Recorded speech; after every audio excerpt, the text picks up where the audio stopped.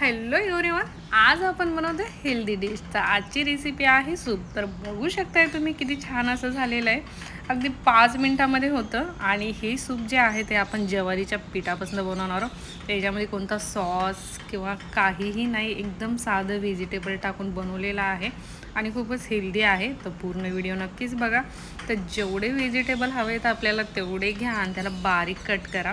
तर बघू शकताय मी थोडंसं लसूण, अद्रक, त्यानंतर शिमला मिरची, गाजर, पत्तागोबी आणि आपली कांद्याची पात हे सर्व बारीक असं कट करून घेतलेलं आहे। आता फोडणी करून घेऊया। तर फोडणीसाठी टाकणार आहोत साजूक तूप 1 ते 2 चम्मच टाकून घ्यायचे आणि त्यामध्ये आपण कट केलेत व्हेजिटेबल ते सर्व टाकून घ्यायचे। थोडंसं अद्रक घेतलं, त्यानंतर लसूण घेतलं आणि जास्त त्याला आपल्याला तळून घ्यायचं नाही, हलकंसं फ्राय करून घ्यायचे। आणि त्यानंतर कट केलेलं गाजर, पत्तागोबी, शिमला मिर्च हे सुद्धा त्यामध्ये टाकून घ्यायचे।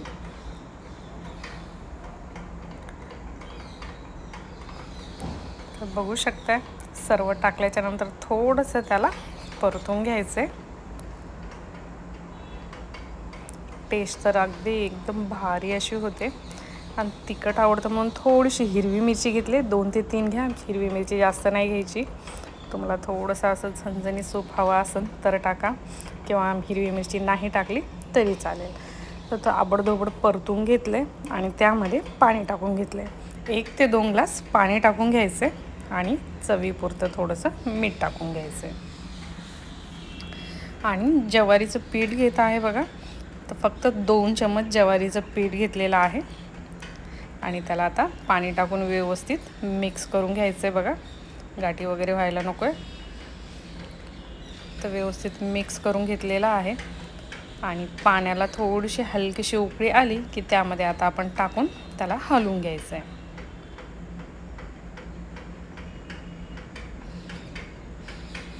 बघू शकता तुम्ही, कलर तर किती छान असा दिसतोय, तसंच टेस्ट पण एकदम भारी आहे त्याची।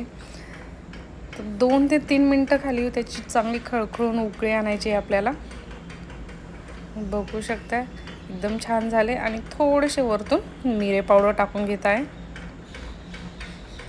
तर आपलं ज्वारीचं हेल्दी व्हेजिटेबल सूप रेडी झालेलं आहे। आता गॅस बंद करून घ्यायचा आहे आपल्याला। एकदम छान असं झालेलं आहे। तर गरमागरम सूप पिण्यासाठी रेडी आहे।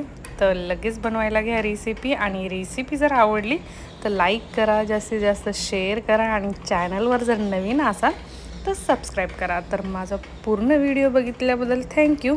परत भेटू एक नवीन रेसिपीसोबत। Bye bye.